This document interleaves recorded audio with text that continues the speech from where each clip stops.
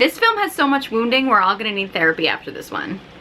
Hello everyone, I'm Sarah from Everyday Starlet. Welcome to my channel. I make videos to inspire you to be the star of your own life. I'm continuing my masculine and feminine energies film breakdown series with an Oscar-winning classic, Annie Hall. If you're not familiar with what I mean by masculine and feminine energies, I talk about this in most of my videos, but a brief summary. Masculine and feminine energies are energies that live within all of us. We all contain both energies. We all have a core energy. This is the one that we're most ourselves in. That energy often links up with our gender. It doesn't always, but it very often does. And we can be wounded or healed versions of either of these energies. And all of these energies contain archetypes within them. And in order to have sexual polarity in a relationship, you need one partner to be in the masculine and one partner to be in the feminine. These opposite energies attract sexually and same energies repel sexually. So let's look at Annie Hall. This is a film from 1977. It was written and directed by Woody Allen. And I want to add a note, because I think I've mentioned this before, but I think this is a good opportunity to mention it again, that when I do these breakdowns, I am not at all commenting on the personal lives of the actors, directors, creators, anything like that. So none of what I'm saying is meant to endorse anything in Woody Allen's personal life. I do think he is an amazing comedian, an amazing writer, an amazing director. However, obviously, there's a lot of questions about his personal life, and none of this has anything to do with that. I'm literally just talking about the energies within this movie. Although I do want to note that clearly Woody Allen has a lot of difficulty with adult women in his life. So I definitely do believe that this is the second Woody Allen film that I have broken down. I do really believe that he obviously writes women in a certain way because he obviously has some issues with women. So take that with a grain of salt. I also noticed that this movie is from 1977, and I'm not super familiar with films from the 70s, but based on the breakdowns that I've been doing, it does seem like the films from this time period definitely started to get much more political than films from like earlier time periods.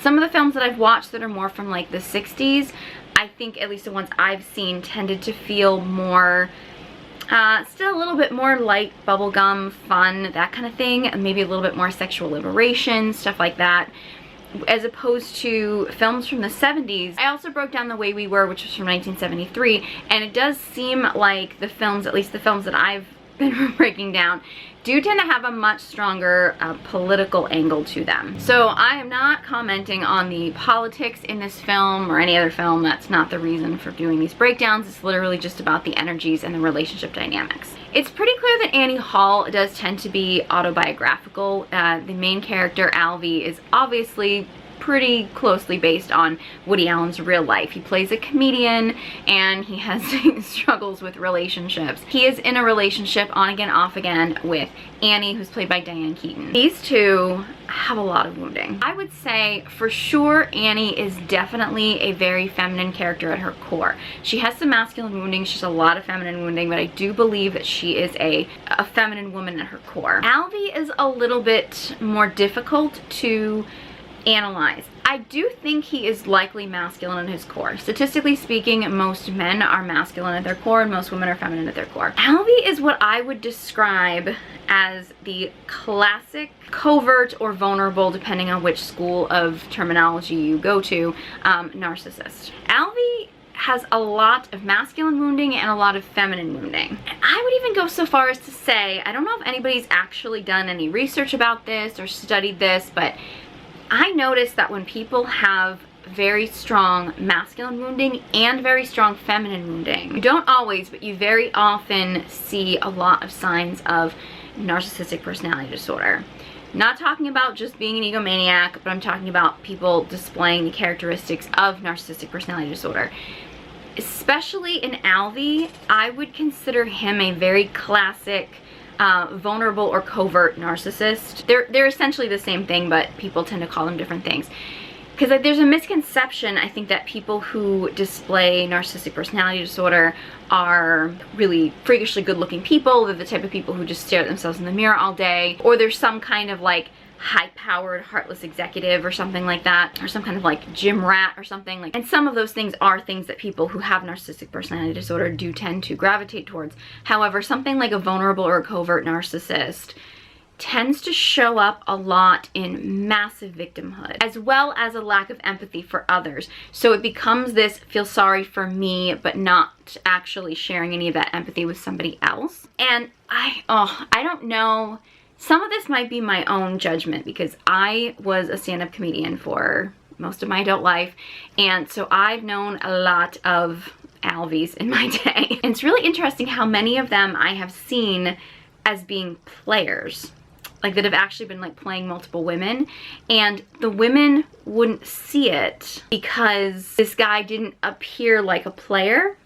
or because he didn't have the typical characteristics of a guy who's like, you know, attractive or successful or like playing around with a lot of women. In fact, he even played off as if he was the victim in the whole situation. I remember having a conversation one time specifically, there was one guy who I knew was playing a lot of women, and these women were not women who I had much to do with, but I kind of got to know one of them. They were all younger than me, and I kind of pointed out to one of the girls, like, you know, he's got a few other women going at the same time, and she was just like, no, this one's just a friend, and this one's just this, and blah, blah, blah. And I was like, those are classic excuses that men use. I've seen it a million times. I was older, you know, I was beyond the game playing. I'd fallen for the lines, and, you know, I knew what was going on. I could see it. And I remember her looking at me and being like, him, really? Like, you think he's playing multiple women? And I was like, ooh, yeah, I mean, as much as I am not a fan of people playing people, I was just like, man, he has set himself up because he was so unassuming. Like, nobody would think that this guy was playing multiple women, but he totally was, because he could get away with it because so many women assumed, like, well, this guy's not gonna play multiple women, because he wasn't smooth, he wasn't that like egomaniac that you think of when you think of like men playing around or playing the field. It's a big lesson, and if I can impart that on women, never assume that a guy is faithful or not a player or a good guy simply based on the fact that you don't think that he has the opportunity to be a player. And I don't want women to leave this and think that like all men are players or scumbags or whatever. But I think sometimes we make these like surface judgments about guys, and yeah, sometimes it's the guy who, you know, doesn't look like Robert Redford, he looks like Woody Allen, that's actually the one who's like playing the field. I do think Alvy is masculine at his core, but he's got so much wounding, and this combination of the masculine and the feminine wounding that is just so prevalent. It defines his character, and in reality, I know from my years doing stand-up, it's a lot of that wounding that makes you funnier. It does. I was a lot funnier person before I started working on myself. I mean, part of what makes, you know, Woody Allen's writing Alvy's personality, if we're looking at the film, what it is a lot of that wounding.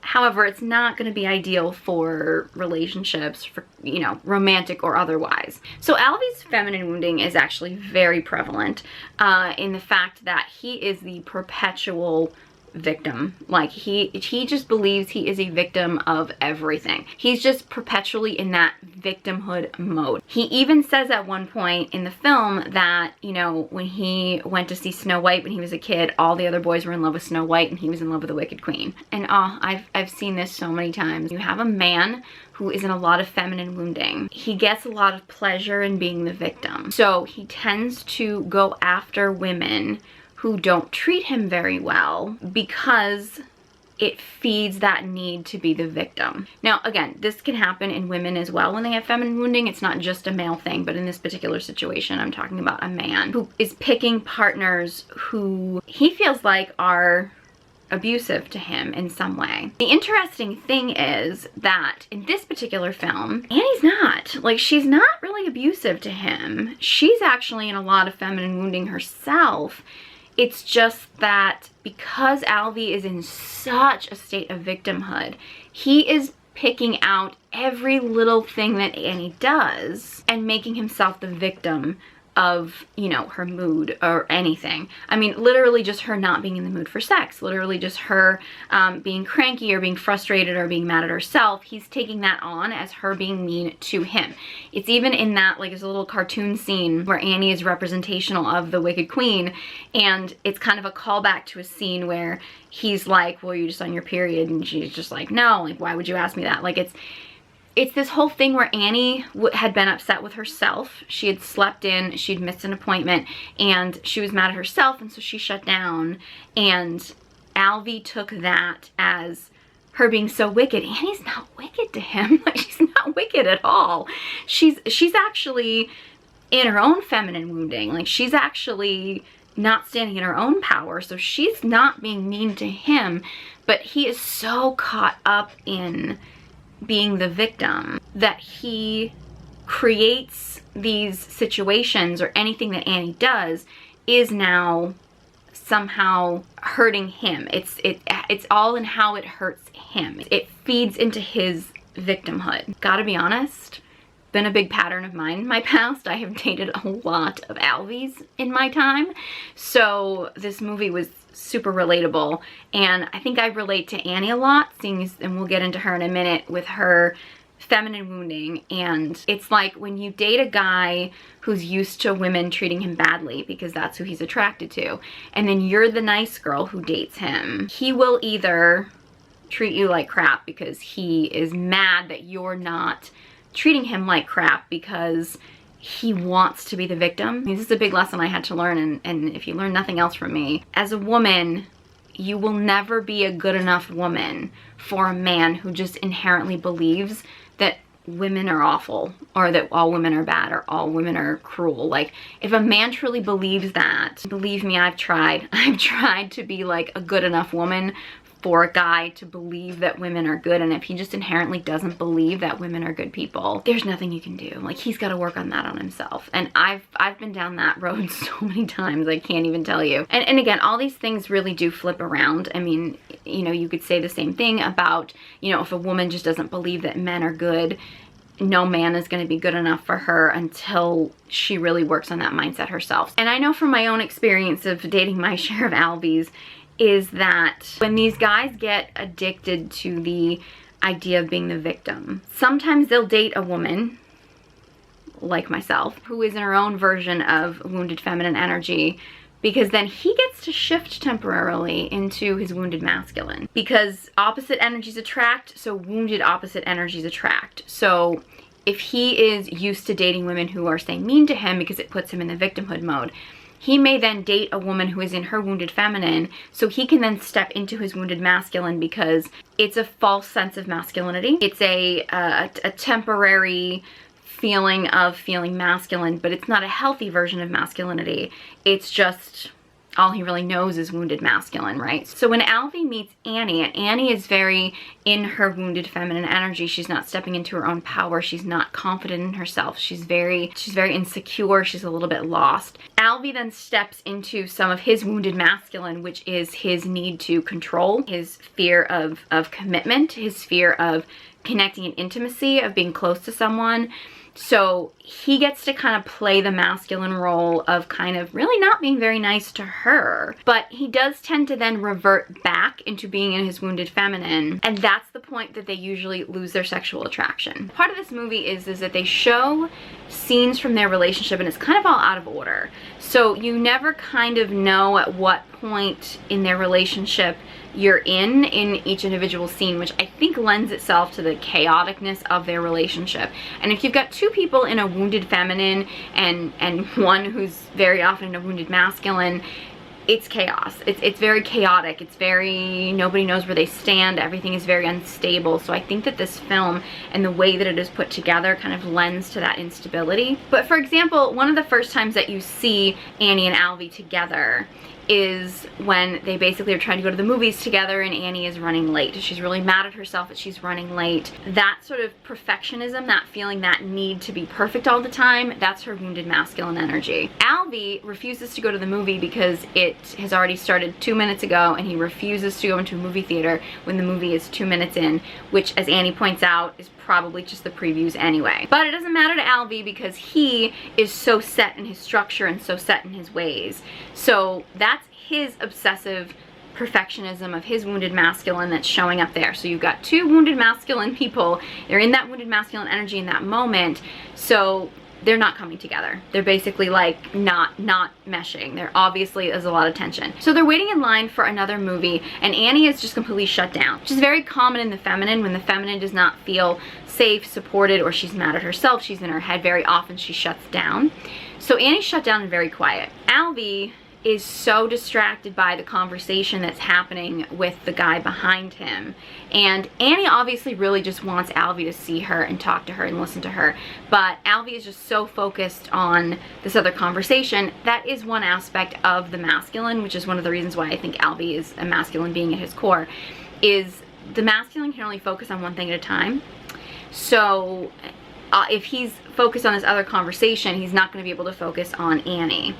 The problem is, because of all of his wounding from his masculine and his feminine, he can't focus. He can't prioritize what is the most important thing for him to be dealing with in this moment, and that is his conversation with Annie. It's not this conversation with a stranger who doesn't really matter. But Alvy is literally acting as if this conversation that's happening behind him is somehow abusive to him, like it's somehow like abusing his eardrums, essentially. Like he's so upset about this conversation this guy is having because he's so addicted to being in that victimhood.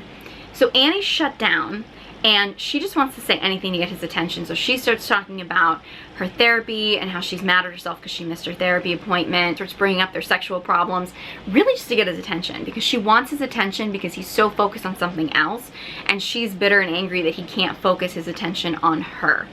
So the masculine needs to focus his attention on one thing at a time, but when you're talking about somebody who has masculine wounding or feminine wounding in this particular case, that inability to focus and that inability to prioritize what's the most important thing comes from that wounding. So he's a masculine core being with a lot of wounding, a perpetual victimhood mode, so he's constantly focused on whatever is going to give him the most hit of what it is that he wants. It's almost like this victimhood thing is like an addiction for him. So then when Annie starts actually like talking about their sexual problems, he gets very defensive, he gets very angry when she really just wants his attention on her in any way possible. And she does make a comment about how he has turned her missing her therapy appointment into somehow being a problem for him and not paying any attention to how it hurts her, because he's so focused on him and how everything affects him, and he has no empathy for her. There's no empathy and emotional connection that he has towards her. It's literally all about, he's so addicted to being in this victim mode, which is really the theme of this whole movie. And honestly, I get it. I get it. And I think anybody who has felt like a victim or been in wounded feminine energy, I think knows that that adrenaline from being the victim can be very addicting. It relieves you of some accountability in your life, which can be very tempting for many people. It also can get you sympathy sometimes and attention and things. And I'm not saying that everybody who goes into that victim mode is narcissistic, or, you know, that it's always an addiction and things. And yes, there are people out there who are legitimately victims of certain things. I'm not trying to blame the victim. I'm not trying to diminish people's struggles. I do think it is important that it's okay to say that you are a victim of something, but to live in a perpetual state of victimhood. And I think if you want an example of it, if you want an example of what I'm talking about, this movie is like, you start to realize how much someone can sink into this obsession with being the victim, and you start to realize exactly like how addicting it actually is. This might be your wake-up call to, you can still accept that you might have been a victim of certain things in your life, and also understand that it is not in your best interest to live in a perpetual state of victimhood. So Annie is in her own feminine wounding herself. She is basically relying on outside sources to dictate her life. She doesn't really have a sense of her own inner power. She has a lot of insecurities. She is, you know, she seeks Alvy's approval, and then she goes to her therapist. She's seeking her therapist's approval. She's got a little bit of victimhood mode. It's not quite as extreme as his situation, but she's a people pleaser. She even mentions quite a few times that she has sex essentially just to please Alvy. It's really just about making him happy, but she's disconnected from it herself. When it comes to Annie and Alvy's sexual issues, it's interesting because, you know, they tend to be a little hot and heavy in the beginning. I think because Alvy steps into more of his wounded masculine with Annie in the beginning, and she's more in her wounded feminine, so they can come together in sexual polarity to some extent in the beginning, but then Alvy starts sinking into his wounded feminine, and a wounded feminine and a wounded feminine are not going to have sexual polarity, and like they're not going to come together. Now Alvy still wants to have the sexual connection, most likely because for him, having sex is almost a way of avoiding intimacy. With Annie, she's looking for something deeper, and when she doesn't feel connected to Alvy emotionally, she's shutting down. Very common for the feminine. It's interesting how in the beginning, Alvy actually, you know, tells Annie that one of the things he loves about her so much is that she gets so much pleasure in her body, that when they're actually together, sexual, she gets so much pleasure. That is his masculine being drawn to her feminine. That is the moment that the two of them are in their most polarized. When a woman is fully in her feminine energy, she feels so much pleasure in her body, and nothing is more attractive to a masculine man than a woman who is in her full feminine pleasure, especially if he's the one responsible for it. That's the moment that they come together the most, and that's actually when they say their I love yous. The problem is they can't sustain that, because Annie really is in very wounded feminine energy, and Alvy is very much in very wounded feminine and masculine energy. So there's actually a scene where they're going to have sex, and Alvy points out that Annie is very disconnected, that she's like not there, that she's not in her body, and you know, she's just kind of like, well, you have my body, why do you need my mind? Like she wants to be, and actually like in the scene she kind of like leaves her body and she's like, you know, I'm just gonna go draw or something, like you can just finish. And it's like, it's that disconnection. Alvy still wants to have sex, but he wants Annie to be there, and Annie just can't be there. And then she kind of almost tries to have a conversation, and he's kind of like, why are we having this conversation now? It's because Annie doesn't feel connected to him, and she's not feeling that sexual polarity with him because he's a male. Very often, and I'm stereotyping here, but very often the man can do it anyway, right? Whereas very oftentimes with the feminine, if you want her to open up and actually be present in the moment, she's gonna need more than just showing up. She's gonna need connection and intimacy, which they don't really have in that moment. So that's where the shift starts to happen, where like the sex is starting to fade. They're both in wounded feminine energies, and Alvy's sense of wanting to have sex all the time, they make a comment, there's actually like a dual scene where they're both in therapy and they're asking how often they have sex, and like Alvy says something like, oh, we hardly ever have sex, it's like 3 times a week, and Annie's just like, we have sex all the time, it's like 3 times a week. To him that's just a little, and to her that's a lot. They're not on the same page with that, and I think that often comes up when it comes to couples and having different sex drives, so to speak. And I'm not saying that that isn't a possibility, but very often what's happening is that one partner is just looking for quantity and the other partner is looking for quality.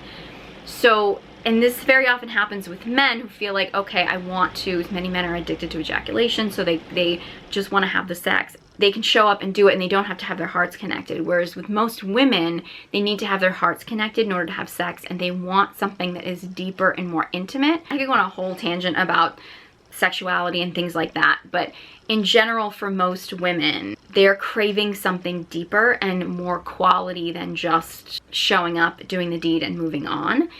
So like most women would probably be super satisfied just having sex, say like once a week, but having it be like amazing sex. Whereas for men, they would see that as just like once a week, but they'd be like, okay, but what about the rest of the week?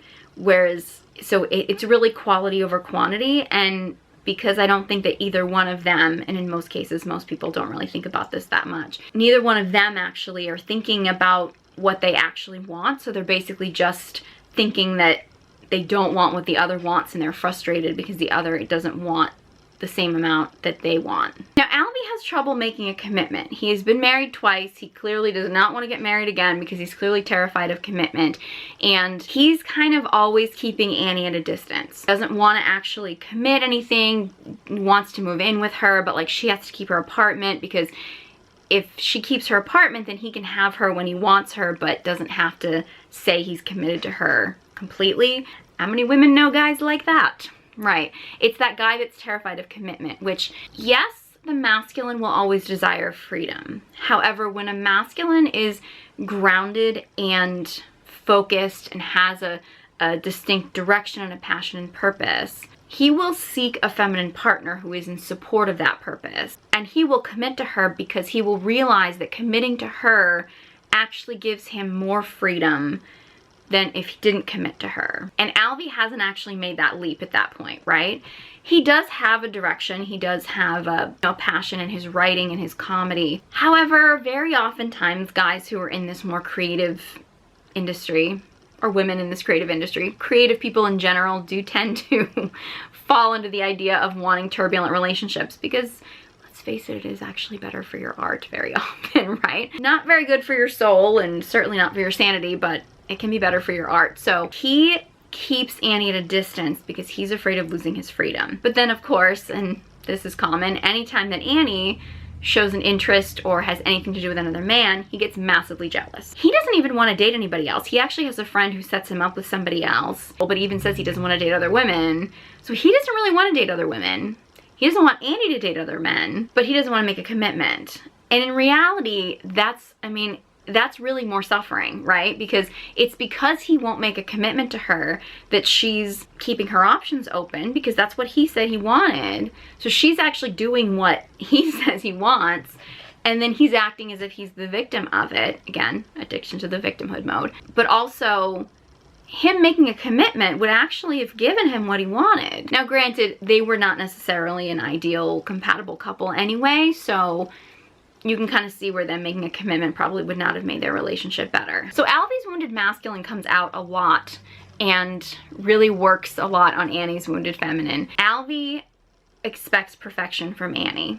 He constantly wants her to improve her intelligence. He's kind of constantly trying to control her career. Now the masculine will be a leader, but wounded masculine energy will be controlling, will be a more of a telling somebody that they're not good enough as they are, as opposed to that trying to lead them into greatness. It's a different energy behind it. So Alvy's kind of constantly trying to push Annie into adult education, into, bettering herself, into doing certain things with her career. Annie, because she's so insecure, is going along with all of that. That's her wounded feminine, that need to please, that need to be, oh, I need to be good enough for him. So she goes along with it, but then of course, anytime she goes to take these classes, Alvy's jealous because it's like, well, she's paying too much attention to her teacher, like he's jealous of these things, almost like he's setting it up so that he's still miserable because he's addicted to being miserable. And it's only making Annie even more insecure because she even keeps pointing out that, like, he obviously doesn't think that she is smart enough for him. In reality, that's one of the things that he kind of likes. We find out actually that his first wife was actually incredibly intelligent, and he shut down to her because he didn't feel good enough for her. There's the famous quote about relationships that I find so relatable, is the idea of the old Groucho Marx saying, like, I would never want to join a club that would have someone like me as a member. And Alvy mentions a couple times that that's his pattern with relationships. I can relate to that very much. I definitely have been in that state where, if you meet someone who's really great but they like you, if you have really low self-esteem, you're like, well, what's wrong with them if they think I'm so great, right? When you really feel really crappy about yourself and you really feel like there's something wrong with you, or that you're not good enough or you're not worthy, if somebody does like you, you're like, what's wrong with them? Like, they obviously don't have any taste if they like me, because who am I? If you're thinking that too, then trust me, you are not alone. It's something that I still work through and I work on every day. It takes a lot of healing to get out of that mentality, but it is worth it. You are worth it. I highly recommend that you work on that mentality, but you are not alone. That is like the line in this movie that I think really drew me into this movie, because I have definitely felt that way. And so with Annie, because she's not an intellectual, he now can feel superior to her. So he's now treating her as if she's not as smart. Gives him a sense of power and control over her, which kind of appeases his wounded masculine energy. And then when she gets mad at him and accuses him of not thinking she's good enough, it gets her into a lot of like anger and frustration. Then his wounded feminine is satisfied because now his wounded feminine can feel that victimhood mode. So you see how he goes back and forth between power and control and victimhood mode. Back and forth, classic covert vulnerable narcissist. Right there. And there's a scene where Annie calls Alvy in a panic, says it's an emergency. It's like 3 o'clock in the morning. Alvy rushes to her apartment, and that's his masculine. His inner masculine is like, okay, I want to be her knight in shining armor. I'm going to be there for her. She's you know, she is now in her feminine. She's like asking for help. She's like, I need your help. She's sinking into her feminine. He's stepping into his masculine in that moment, and he shows up and she's like, there's a huge spider, I need you to kill it. And of course then he gets into this whole thing about like, well, why didn't you kill it? Why don't you have raid? Why don't you do this? Instead of embracing his masculine hero energy, he's now sunk into, okay, controlling, like, why didn't you do this? Why didn't you do that? You called me over this time of day. You said it was an emergency. You called me, and then, you know, she's now sinking more into her damsel in distress. He's sinking more into his wounded masculine. He asks for a World Up magazine. He's particular with the magazine. He notices that she has been to a rock concert that night, and he jumps to assumptions that obviously, well, she should just ask the guy who took her to the rock concert in order to kill the spider. And she's like, well, I called you. It's like, because he's the one that she wanted that from. She wanted that masculine hero from him. But he's jumping to conclusions and things like that about where she's been, what she's been doing, which is all because he hasn't wanted to make a commitment. So then he's like, okay, I'll kill the spider, kind of reluctantly, like not actually embracing the idea of being her hero, of being her protector.